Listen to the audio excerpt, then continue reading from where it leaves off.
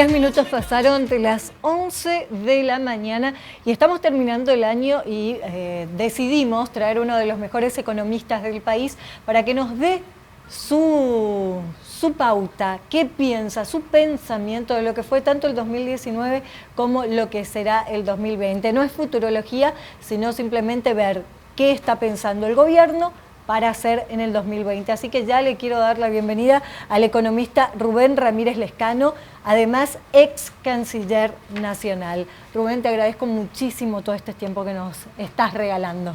Un placer, Florencia, un gusto estar con toda la audiencia de 5 días. Realmente hemos transitado un año 2019 con muchos desafíos, desde la perspectiva global, desde la perspectiva regional y particularmente con condicionantes internas en donde se ha puesto en evidencia la necesidad de urgentes reformas estructurales que tienen que ver con la institucionalidad desde el punto de vista de cómo funciona el Estado, desde la perspectiva presupuestaria, de cómo estamos gastando los recursos. Así mismo. Y desde el punto de vista de la producción y la transformación productiva, que tienen que ver nuestra vulnerabilidad ante el impacto climático, nuestra vulnerabilidad ante el precio que establecen los mercados internacionales a los commodities agroalimentarios y a los commodities energéticos, que son dos motores del desarrollo de la economía paraguaya. Que impulsan el crecimiento solamente de la economía paraguaya. Exactamente. Entonces, desde el punto de vista de la institucionalidad, tuvimos un año donde excepcionalmente hemos visto procesos judiciales en el ámbito de la política. Sí. Tuvimos un casi juicio político a un presidente y vicepresidente, algo nunca antes nunca visto o que nunca había pasado en el país. Problemas en casi todas las municipalidades del país, donde nos damos cuenta de que roban hace años. Y problemas en la justicia que vemos que no hace nada. Además, 3 senadores procesados, algunos detenidos, otros en proceso. En la Cámara de Diputados está sucediendo lo mismo. Es tremenda, pero están blindados para que hay 8 personajes que realmente tendrían que estar presos directamente ya, o por lo menos siendo realmente investigados. Exactamente. Están blindados para que esto no pase. En lo que se refiere a la estructura fiscal del país, hemos visto reforma en lo que se refiere a la política tributaria, pero no a la política presupuestaria, donde se perfila nuevamente un presupuesto para el año 2020 complejo, en el que prácticamente el 80% va a estar destinado a salarios y pagos extraordinarios de remuneración de empleados. Ahora, bajo tu experiencia económica, la reforma tributaria, y que se va a impulsar también el año que viene, bajando ya también la entrada para IRP, ¿lo ves que es algo viable, como que está bien hecho, o es simplemente saco más de la clase media porque a los ricos no los voy a tocar nunca?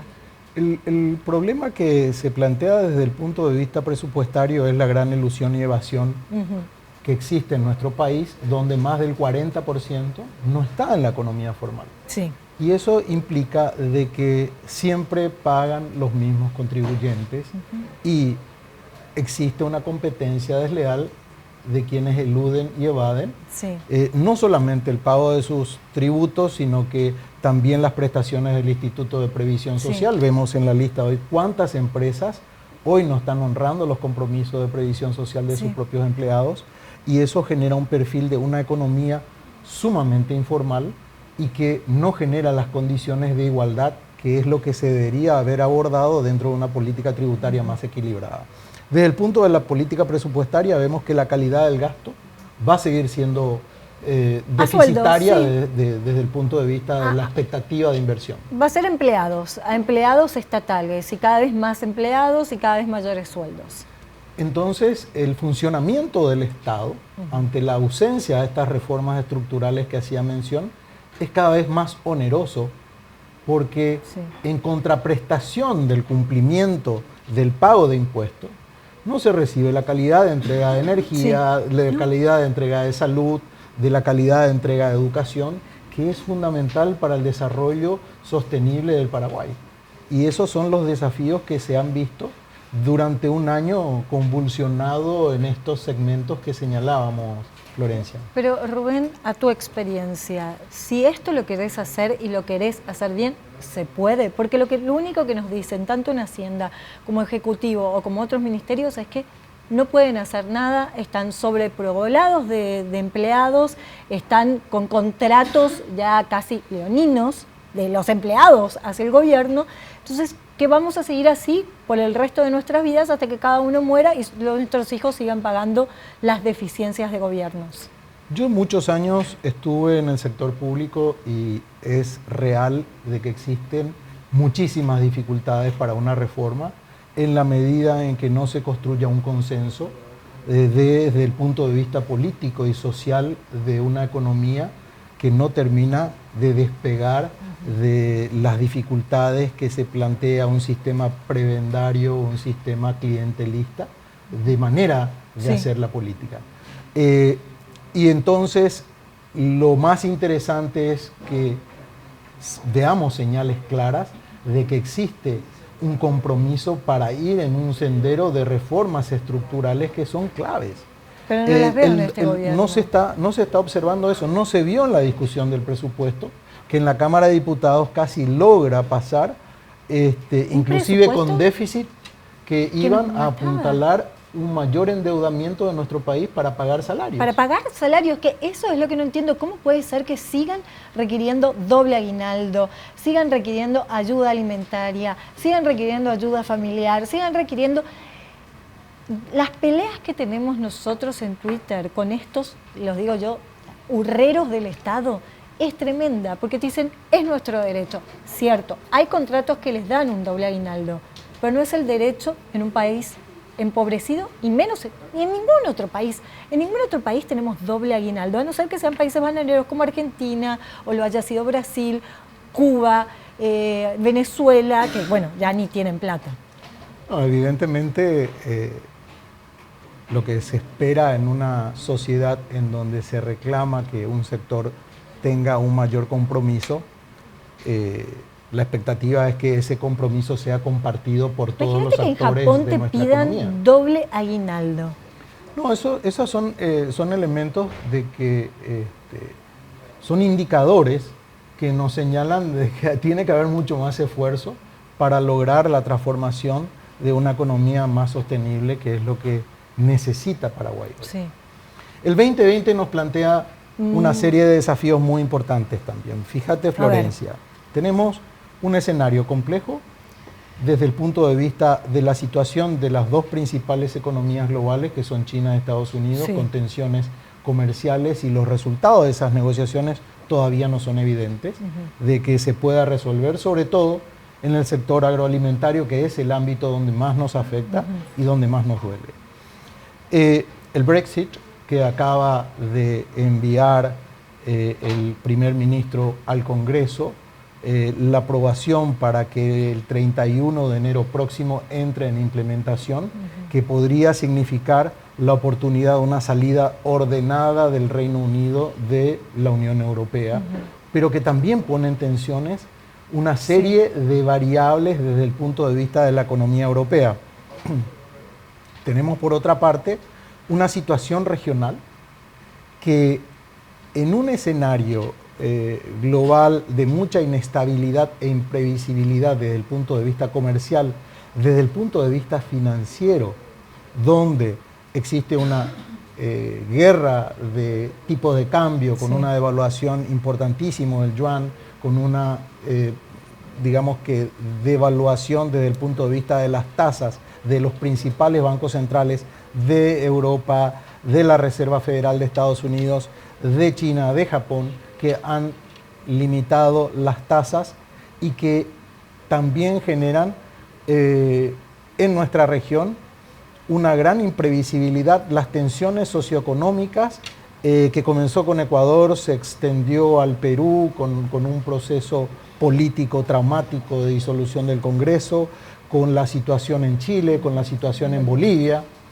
Y Sí. con las elecciones en Argentina, donde las expectativas están puestas respecto de los próximos 160 días en el que el gobierno tiene que ir anunciando paulatinamente Sus medidas. distintas medidas en el marco de la ley de emergencia que sería publicado hoy en el Boletín Oficial de la República Argentina para su vigencia.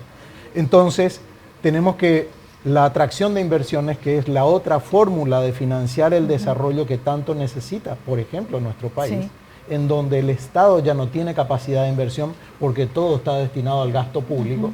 Sí. Entonces, vemos que el esfuerzo que hay que hacer es ser sumamente serios, sumamente coordinados, consecuentes y preservar los fundamentos macroeconómicos para que esa inversión externa pueda recibir nuestro país en su mecanismo de desarrollo. Por el lado regional, el desafío está en que Paraguay tiene el primer semestre la presidencia pro tempore del Mercosur. Sí. Allí tenemos tensiones entre Argentina y Brasil. ¿Qué va a pasar con los aranceles Mercosur? Brasil desea una disminución de los aranceles. ¿Qué impacto eso va a tener en la relación bilateral con Argentina? ¿Qué impacto va a tener a nivel de Mercosur una política de mayor apertura? Por otra parte, ¿cómo se va a plantear el proceso de construcción del acuerdo Mercosur-Unión Europea y los otros tantos acuerdos con Corea del Sur, con el EFTA, con Canadá? Entonces hay una serie de desafíos estructurales, además de que en este semestre la expectativa es la renovación por 10 años más de los fondos estructurales del Mercosur que tanto beneficio ha traído para poder completar programas de inversión pública y social en nuestro país. Desde el punto de vista interno, todavía seguimos dependiendo por la falta de inversión en la transformación productiva del factor climático. Así es. Y los dos motores principales de nuestra economía, que son la generación de energía y la producción agropecuaria, dependemos de estos factores climáticos. La primera información que estoy recibiendo de lo que fue la siembra de noviembre y parte de este mes es muy positiva porque se dieron justo los niveles de precipitaciones, de lluvia para esta siembra. Lo que sí está preocupando un poco es la primera cosecha, la denominada safriña, respecto de cómo va a afectar en la calidad de producción y el volumen de producción, así como el periodo de cosecha que ya está comenzando. Entonces, allí hay una serie de cuestiones que tenemos que observar y que aun cuando la expectativa es mucho más positiva para el 2020 respecto del 2019, hay que estar atento a estas variables. Hay otro sector donde fundamentalmente el nivel de la producción agrícola va a tener menos demanda derivado de los consumos tanto de insumos como de implementos por el nivel de endeudamiento de este sector. Se calcula un nivel de endeudamiento de aproximadamente 6.000 millones de dólares que en un año muy negativo como el 2019 han tenido que trasladar esas deudas para el pago en el 2020 y 2021. Y por otra parte, vamos a ver cómo realmente se reactiva el consumo de la clase media. No olvidemos que hay que prever para el 2020 el incremento de los impuestos. Que ese es el gran tema de la que clase media. Es un tema de la clase media y que se va a poder descargar menos y solamente de manera mensual los impactos del pago del IVA. Y hay que contemplar de que muchísimos servicios, al ser informales, no entregan boletas o facturas para poder descargar ese IVA. También hay que ser sumamente prudentes con el endeudamiento que tiene este sector. La ley de tarjetas expulsó a más de 250.000 personas del sistema formal. Ellos se han endeudado en el sistema informal, que es mucho más caro, y por lo tanto hay que ver cómo se perfila el nivel de consumo de un sector que tiene una gran deuda por delante que pagar. Una deuda que ha comprado también el sector público, esa deuda que ha comprado el Banco Nacional de Fomento.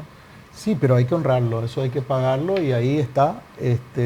Pero otra vez favoreciendo al sector público. Así mismo. Así mismo. Sacando plata del sector privado para pagar las deudas que tiene el sector público. Y esos son las cuestiones que hay que observar, de que al mismo tiempo, como tenemos un presupuesto 2020 muy ajustado, Sí.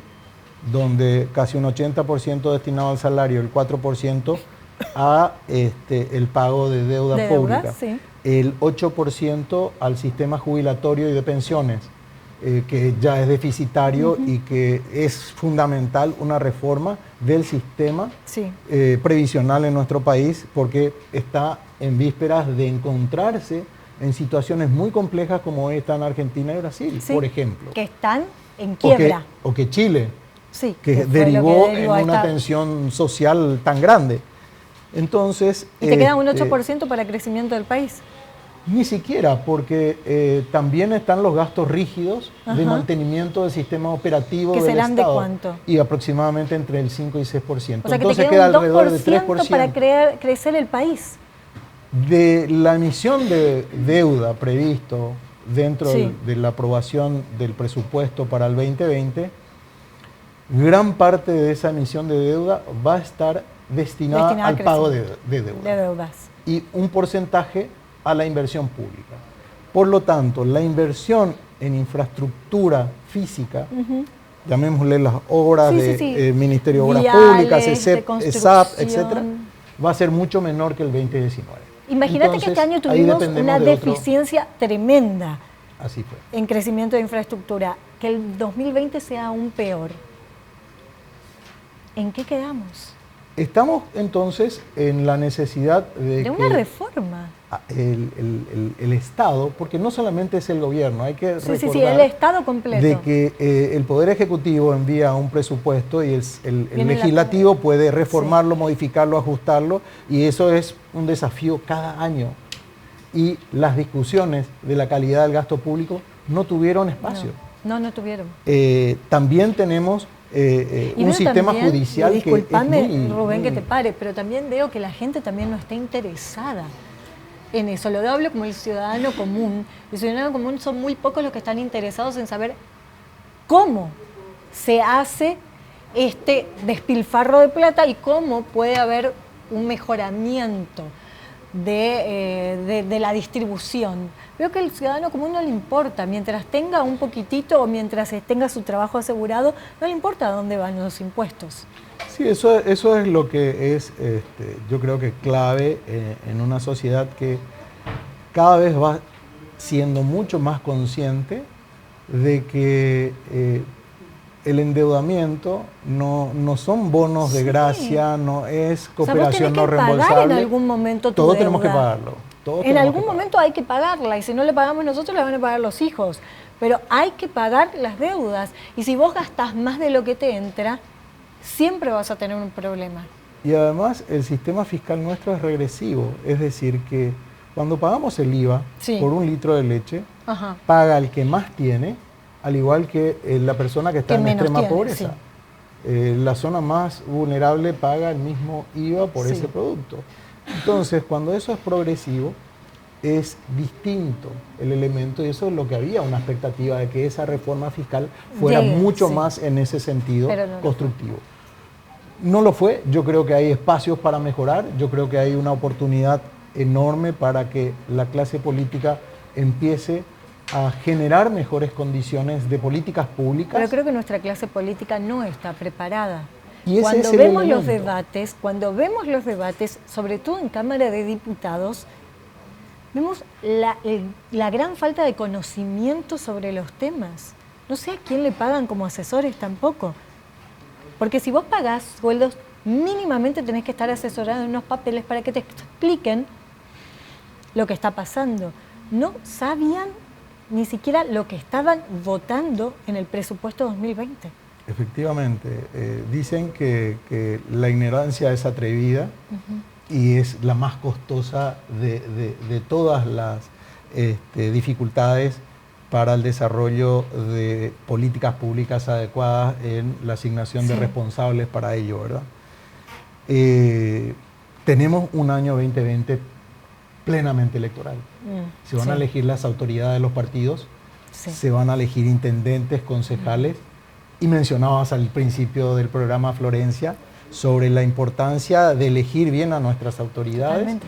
porque el destino de los recursos más importantes de las hidroeléctricas se brindan a través del FONACIDE a estos municipios, y cada vez se crean más municipios para poder distribuir esos recursos. Dos municipios más creados de la nada para distribuir fondos de FONACIDE. Exactamente. Entonces, esos son los grandes desafíos que yo estoy viendo para el 2020. 2020. Crecimiento nos manda, el gobierno nos dice un 4%. Los economistas dicen que eso es imposible. Yo creo que alcanzar un 4% depende de una serie de factores que no solamente están vinculados a lo que se refiere al factor climático, sino también a la propia capacidad del Estado en generar mejores condiciones. Desde una perspectiva mucho más sólida, yo creo de que con los escenarios que hemos visto respecto de la conducta, de las oportunidades de inversión pública, de las oportunidades de producción del sector agrícola, del sector pecuario, de los precios de los commodities internacionales que no van a subir. No está previsto todavía de que bajen, pero de subir no van a subir. No van a subir. Entonces, es allí donde vemos que hay que ser muy cauto al momento de tirar números y de arriesgarse a decir que vamos a alcanzar un 4 o un 4.2%, que es lo que algunos analistas han señalado desde el gobierno y desde organismos multilaterales. Sí. Yo soy mucho más positivo para la economía 2020 que lo que ha sido este 2019. Eso es lo que te puedo adelantar, pero creo que vamos a estar entre el 3 y el 3.5% para el 2020, buen crecimiento. Dependiendo de estas variables que no son administradas por nosotros. No, que son administradas por el tiempo. Así es. Si vuelve a llover como llovió, estamos condenados a otro 2019. Efectivamente, ahí vamos a tener que ir observando cómo va evolucionando nuestra producción agrícola, cómo va evolucionando el movimiento de la logística, los precios internacionales de la soja, del maíz, del trigo y de la ganadería vacuna, que son los ¿Cuál es la salida principales más lógica que podría tomar algún gobierno y empezar a impulsar otro sector? ¿Cuál es el otro sector que podría dar ganancias a un país? Dejar de mirar solamente el agro y la ganadería. El motor de nuestra economía durante este año, para que no tengamos un crecimiento negativo, fue el sector de servicios. Y el sector de servicios es clave para un país que necesita generar mucho más empleo de calidad, de sostenibilidad y entregar mejor oportunidad a cada ciudadano paraguayo. Es allí donde deberían de mirar. Donde deberíamos trabajar mucho más, tanto el sector público como privado. En el ámbito de educación, consecuentemente, es clave generar la entrega de capacidad y de herramientas de conocimiento a un segmento socioeconómico que necesita reconvertirse para poder encontrar trabajo y una remuneración adecuada para sostener su familia. Lamentablemente, el presupuesto 2020 fue recortado, tanto en salud como en educación. Creo que la logística, el transporte, donde hay una serie de oportunidades para un país y litoral marítimo como es Paraguay, donde no solamente ha tenido que perfeccionarse, sino que también esto le ha permitido ofrecer idénticos servicios a provincias, a estados, tanto de Bolivia, de Brasil y de Argentina, para que puedan lograr también una mejor salida a través de estos mecanismos de transporte principalmente fluvial. Ahora, Rubén, en mi nulo conocimiento económico lo veo de la misma manera, vos lo ves de esa manera. ¿Por qué todos desde afuera de un gobierno o de un ente estatal lo vemos así? Esas oportunidades de un país para crecimiento, de fijar en estos lados, ¿y por qué los gobiernos no lo pueden ver? Yo creo que uno de los grandes desafíos está en que la clase política entienda de que sin una reforma estructural, como señalaba, en estos tres ámbitos, Sí. Va a ser muy difícil de salir de lo que se denomina la trampa del ingreso medio. Nosotros tuvimos una década que está terminando, Sí. que fue realmente muy importante en materia de acarrear crecimiento a través de los precios excepcionales de commodities agrícolas y pecuarias, Pero se y no lo hemos termina aprovechado. Entonces, cuando en ese momento de buenaventura económica no se aprovecha para hacer y adoptar las medidas que suelen ser dolorosas desde el punto de vista del esfuerzo y sacrificio Sí. que tiene que hacer toda la sociedad, es cuando en épocas como estas, de vacas años flacas, malos, vacas flacas. Si, es si la mucho más vaca gorda complicado. no hiciste la reforma que tenías que hacer, ¿cómo le haces en la vaca flaca? Así mismo es, Florencia. Esos son los desafíos. Yo creo que allí es donde hay que observar la importancia que hay en construir liderazgo desde los tres poderes del Estado para emprender estas reformas y para llevar adelante una transición distinta en una clase política que tiene que despertar a una realidad en la que se pone en riesgo ante un humor social cada vez más deteriorado. Aunque aguanta, el paraguayo aguanta y aguanta mucho, nos hemos dado cuenta. No sé si querés decirme, ¿están preparados estos gobernantes como para esa reforma o para que esto mejore?